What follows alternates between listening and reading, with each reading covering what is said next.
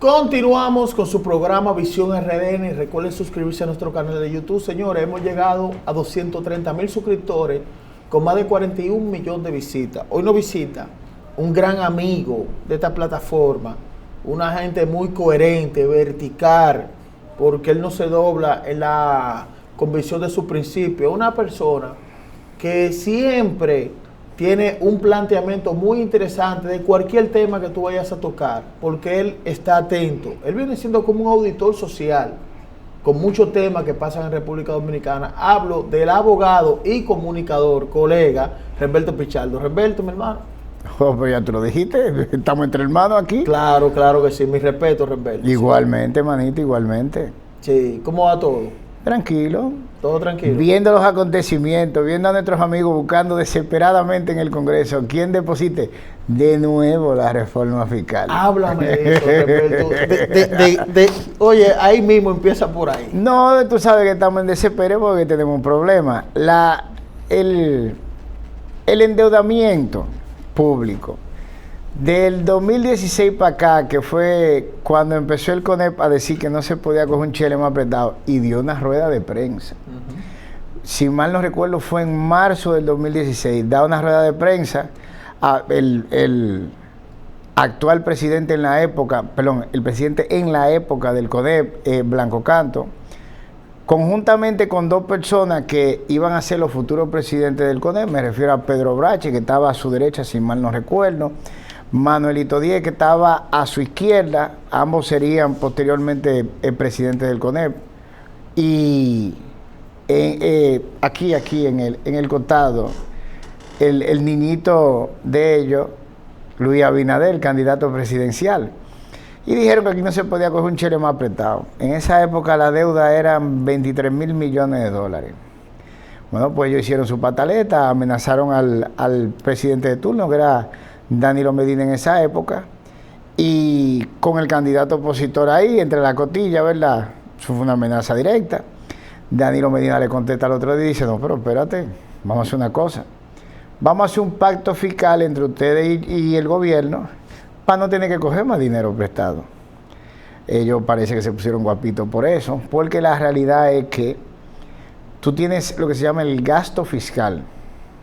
El gasto fiscal no es más que los impuestos que se le dejan de cobrar a determinado grupo que ejecuta determinada actividad para ayudar al desarrollo de esa actividad.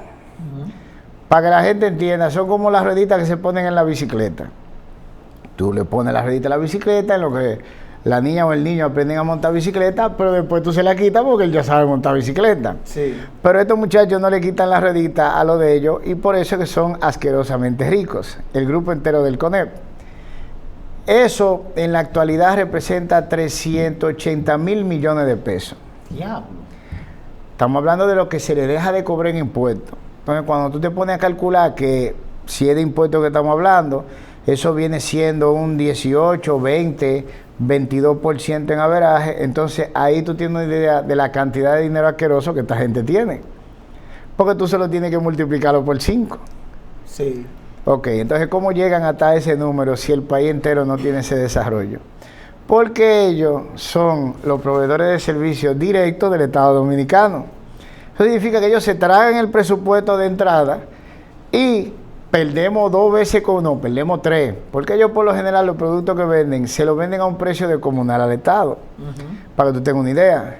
Nosotros somos un país productor de varillas de cemento y de estructura metálica para infraestructura grande. Nosotros hacemos las 3 cosas y le exportamos. Te voy a dar ejemplo concreto: Metaldón, que es de los Vicini; Acero Estrella, que es de Manuelito Estrella, del Grupo Estrella.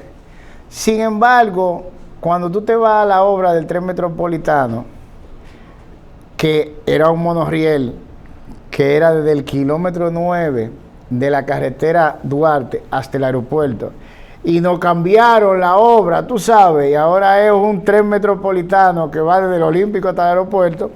El monorriel salía en 680 millones de dólares y el tren metropolitano sale en 3.200 millones de dólares. Dios. Porque ahora se le incluyeron 8 kilómetros de tunelación, 11 kilómetros de túnel, que se están haciendo en Noruega, si mal no recuerdo, es la obra de tunelación para vehículos submarina más grande del mundo. Salen en 1.877 millones de dólares. 11. En una obra de alto riesgo, o sea, es mucho más caro de hacer y los materiales tienen que ser de secado instantáneo, porque es por debajo del agua que va el túnel. ¿Cómo te explica que esa obra salga más barata en Noruega que 8 kilómetros de tunelación sin alto riesgo aquí en República Dominicana, que somos productores de varillas de compagina, ¿no? Exactamente, entonces ellos le venden a su precio de comunal al Estado. Perdemos entonces, primero, el hecho de los impuestos que dejan de pagar. Segundo, la decomunal sobrevaloración que le dan a la cosa. Y tercero, y esta es la peor de todas, que al obtener esa ventaja económica o esa ventaja económica impiden el desarrollo de los competidores que sí están compitiendo en buena lid. Entonces no permiten que el verdadero empresariado, ese que se desarrolla solo, que desarrolla un mercado bajo libre competencia y que sí tiene producto de calidad, crezca. ¿Entiendes?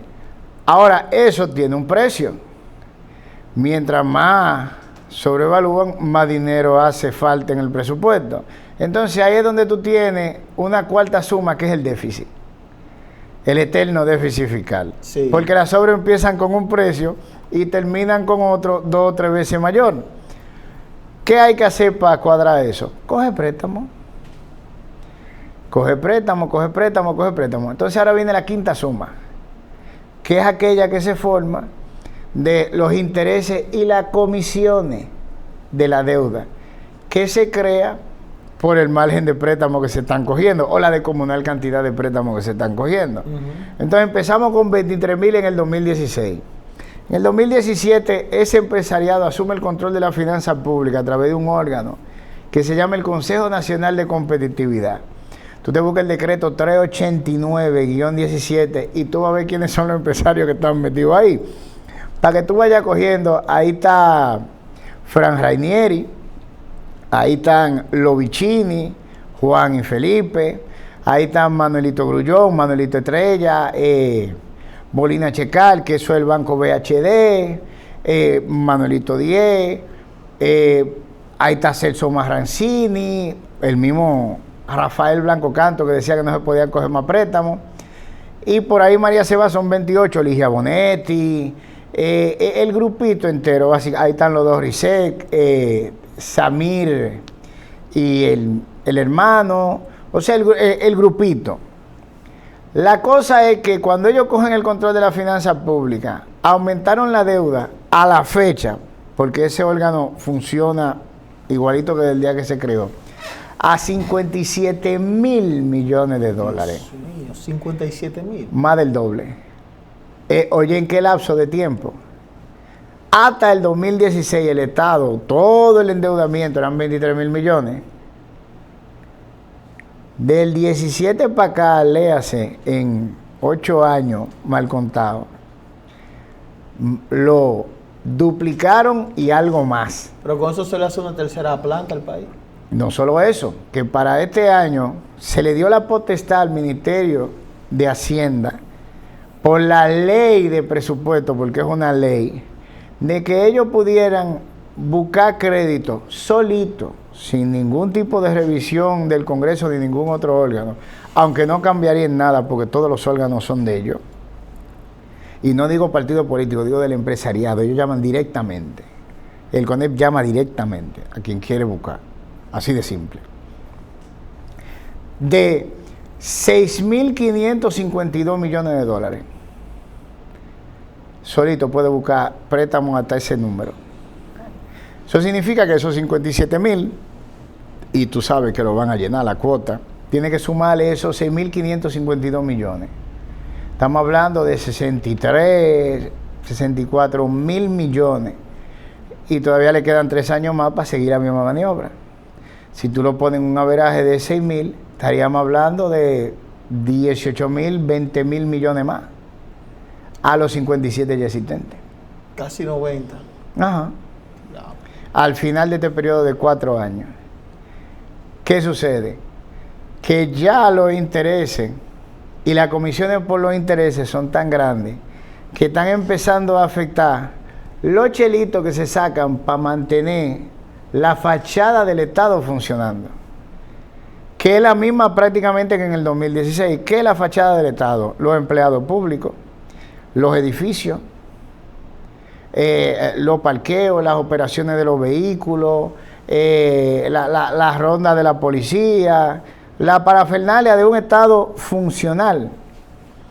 Y la verdad es que el Estado, cuando tú lo coges, bueno, yo me acuerdo que hace como 2 años Miguel Seara Hatton, siendo ministro de Hacienda, dijo que la empleomanía total del Estado ascendía a 529,000 empleados públicos, casi 600,000. Y si tú te pones y que había descendido en vez de aumentar, ese es más o menos el mismo número que se daba en el último gobierno de Leonel Fernández y al principio del primer gobierno de Danilo. Poquito más, poquito menos. Y el presupuesto general anual de la nación en esa época, con todos los actos de corrupción que se mencionaban, eran solo 430,000 millones de pesos. Ahora estamos en 1.7 billones de pesos, redondeado. 1.600.000 y pico alto, casi 700,000. Entonces estamos hablando de 4 veces y pico la misma cantidad que costaba mantener el Estado, con, según Miguel Seara Hatton, menos empleados. Entonces, ¿en qué se ve el dinero? ¿Quién se está tragando todos esos cuartos?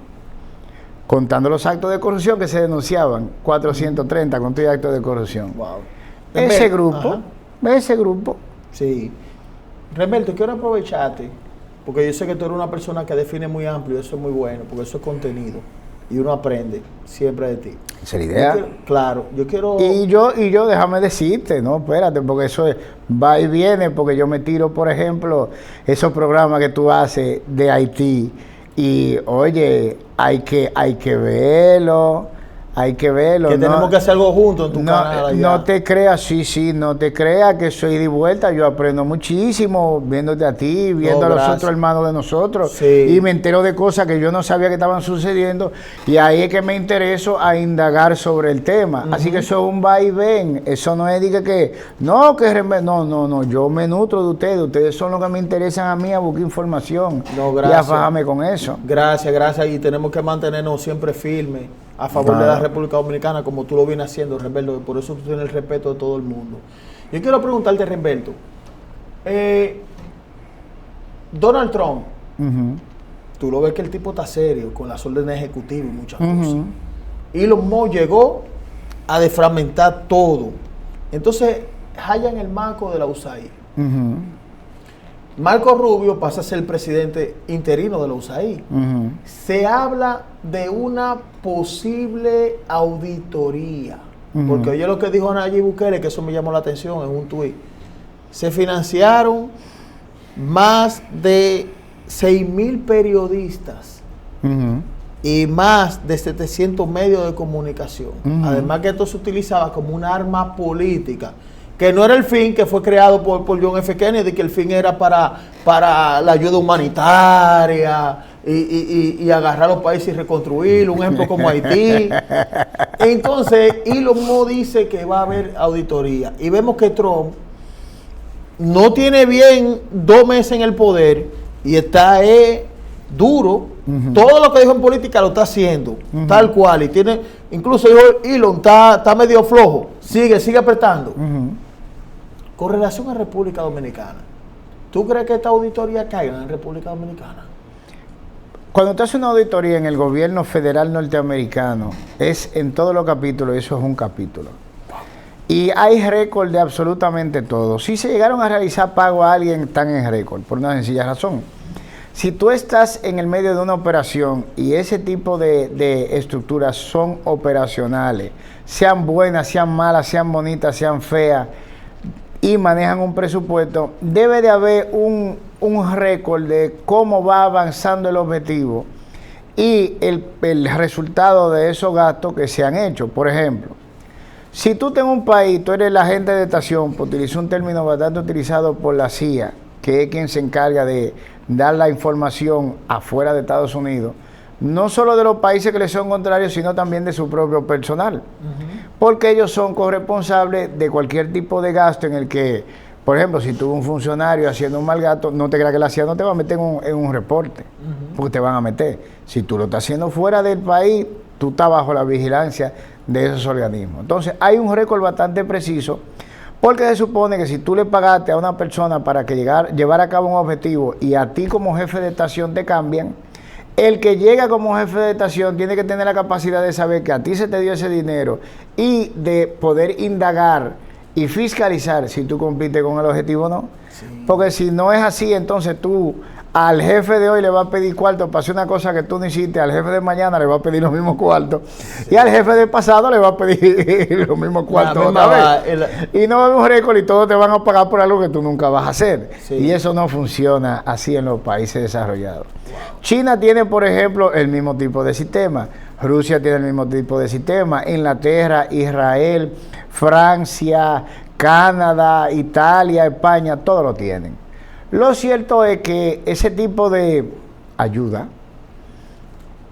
tuvo su origen en la Guerra Fría, si se quiere. Habían dos bandos vendiendo su forma económica, su estilo de vida como el propicio. Los rusos estaban vendiendo el socialismo y los norteamericanos, para ponerle nombre, porque no eran solo los rusos. Cuando tú hablas de los rusos, tú estás hablando de la potencia que encabezaba el grupo de países que favorizaban o se sentían atraídos a un sistema socialista. Cuando tú hablas de los norteamericanos, bueno, pues la escala de países que favorecían el capitalismo. Y la verdad es que ambos bandos crearon ese tipo de organismos. Y en principio se trató, bueno, para vender su producto como el mejor, tú tienes que seguirme a mí, tú tienes que ser capitalista, tú tienes que aliarte conmigo, etcétera, etcétera. Y los rusos, bueno, pues tenían la misma cantaleta en el otro lado del mundo, Europa del Este, países árabes, etcétera, etcétera. Y así nacen esos programas. El de aquí tuvo un nacimiento bastante marcado. La verdad era que no había forma de sacar a Joaquín Balaguer del poder. Joaquín Balaguer tenía la parte pública de la estructura que había creado Trujillo. Aquí la gente, aquellos que no lo han buscado, deben de conocer su historia y quedarán 2 o 3 abuelitos y bisabuelitos vivos que te podrán corroborar esto. Pero en la tiranía de Trujillo, que fueron 30 y pico de años, 31, 32 años, se hacían elecciones. Sí. Se hacían elecciones.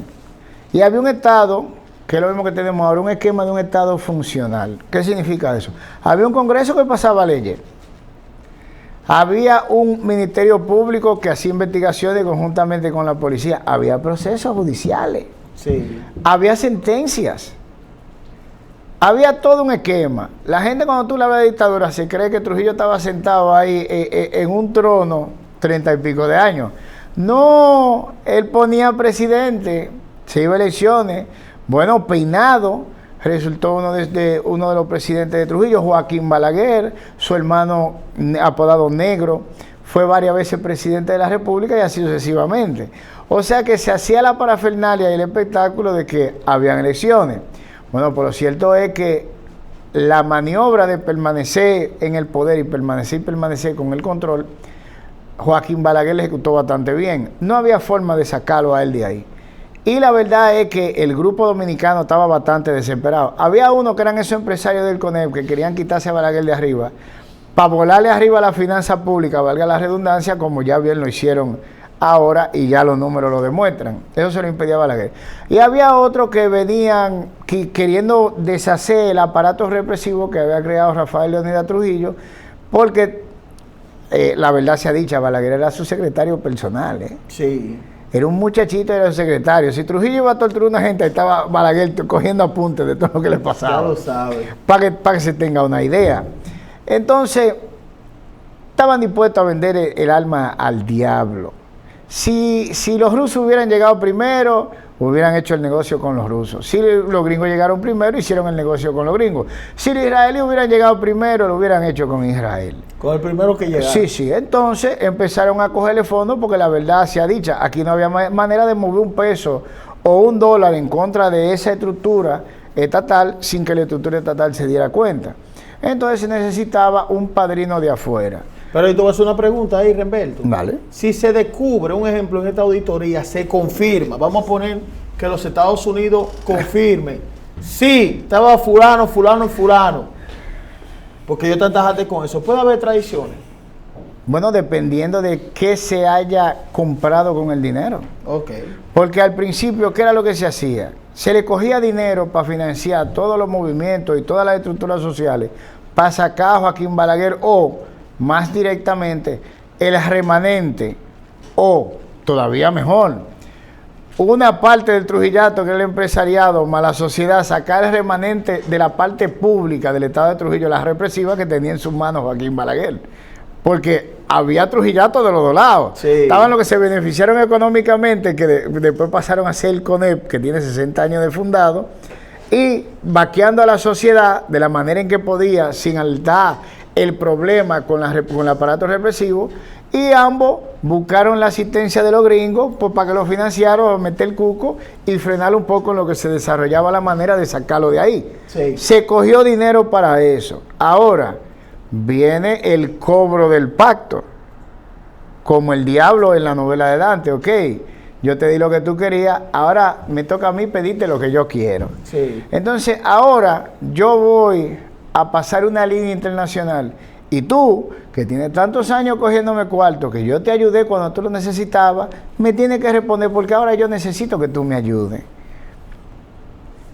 Viene Trump, que no ha jugado este juego eterno del establishment, como le dicen, Sí, demócrata, por eso lo han intentado matar. republicano, viene de un empresariado que está muy afuera, viene con una ideología muy diferente, no siente que tiene un compromiso con obligaciones pasadas, y lo que ven eso es un gasto. Porque lo que es empresario, Elon Musk es súper empresario si se quiere, porque es un tipo que brega con tecnología y el tecnólogo tiende a buscar de una manera enfermiza la eficiencia. Entonces, todo lo que se gasta que no tiene una contrapartida inmediata Se va. o un gran premio a futuro, no vamos a gastar en eso. Y para poder desmantelarlo, tiene que tener una justificación. ¿Cuál es la justificación? Eso no sirve para nada porque, mira, se estaba invirtiendo, por ejemplo, en la recuperación de Haití. Tenemos 30 años invirtiendo y Haití está peor. Tenemos, que sé yo, cuántos años pagándole a periodistas para que pase una línea en contra de China, por ejemplo, y le están comprando tecnología china. Para ponerte un ejemplo. Tenemos tantos años pagándole a X país tantos miles de millones de dólares para que elija los productos de nosotros por encima de los productos de X compañía mundial y se los sigue comprando. Entonces la justificación para desmantelar eso, porque tiene que haber una justificación. Y la justificación es un resultado o una política ejecutoria fallida que no dio o no rindió el resultado. Y ahora viene la segunda parte de desmantelarlo. A ustedes se les dio tanto dinero a cambio de un resultado que prometieron. ¿Dónde está el resultado? Ahí viene en la auditoría. ¿Entiendes? Porque debe de haber una justificación. Estoy hablando de cómo funciona el mecanismo. Y vienen los juicios, aquí le llamamos un juicio político, pero allá en Estados Unidos el Congreso es muy activo en investigaciones. En investigaciones todas. Nosotros tenemos la facultad investigativa, pero como los congresistas de nosotros no hacen investigaciones, pues no conocemos ese lado del Congreso. El Congreso tiene la facultad de investigar lo que considere. Sí. Bueno, pues allá tú puedes esperar que si se va a seguir con el proceso, debe de haber una investigación. Bueno, España, para ponerte un ejemplo, el lío que se ha armado en España con el caso Colbos, ¿de dónde fue que salió? ¿Quién es que más duro le está dando? Es el Congreso español. Sí. En el Congreso que se le está dando. Inclusive a la esposa, a la primera dama, esposa del actual presidente, la fiscalía prácticamente le rechazó la solicitud de investigación que se le hizo en contra de ella, pero el Congreso la siguió dando durísimo. No, tiene independencia. Y nadie puede meterse. Bueno, pues esa misma facultad la tenemos nosotros. Pero no se emplea. Exacto, pero los gringos sí lo hacen. Sí. Y tú puedes esperarlo y el que cogió dinero se sabrá, pero más importante, fíjate, la verdad se ha dicho. En esta parte final ya, Remberto, tú sabes que como estamos en televisión, para que no entendamos. Sí. Que tú cojas dinero para algo sin determinar qué fue ese algo es irracional. Porque si tú cogiste dinero para promocionar la marca Ford de vehículos, pues eso en realidad es promoción empresarial, comercial. Sí. Pero si tú cogiste dinero para tú agarrar y deshacer el Estado Dominicano y la República Dominicana como nación, eso es traición.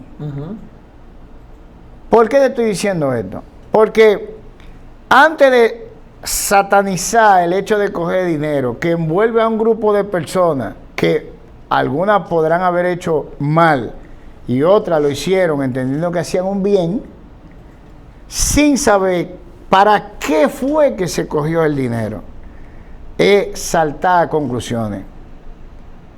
Nos sorprenderemos porque las cosas siempre son así, pero todo se sabe en la vida y más en un país que mantiene récord. Así que yo daría como consejo de antes de satanizar a todo el mundo que cogió dinero que pasó por ahí, porque la verdad sea dicha, Participación Ciudadana nació con cooperación norteamericana pública, con el fin de que Balaguer no hiciera fraude en las elecciones. Jimmy Carter venía aquí a ser observador electoral, todas las elecciones de Joaquín Balaguer, y vino con la anuencia del pueblo dominicano que quería salir de Joaquín Balaguer. Y por observar elecciones había que pagar una logística. Ahí va a haber mucha gente que se le pagó en épocas electorales suma de dinero para que estuvieran arriesgando el pecueso en esa época, porque te podían hasta matar vigilando esas elecciones. Entonces esa gente no se puede satanizar porque cogieron dinero. Ahora, si usted cogió dinero para pasar una agenda internacional de desaparecer la República Dominicana, ahí sí va a tener problemas Eso es con traición. nosotros. Ahora sí. Remberto, muchas gracias, mi respeto siempre. Igualmente, manito, y cuando tú quieras, como te lo he dicho siempre. No, esto es suyo, aquí esto es suyo, Remberto. Gracias, manito. Aquí no se cuarta la libre expresión ni nada. Aquí Gracias. es funda. Gracias, Remberto. Señores, suscríbanse a nuestro canal de YouTube, activen la campanita de notificaciones y como siempre le digo, hasta la próxima.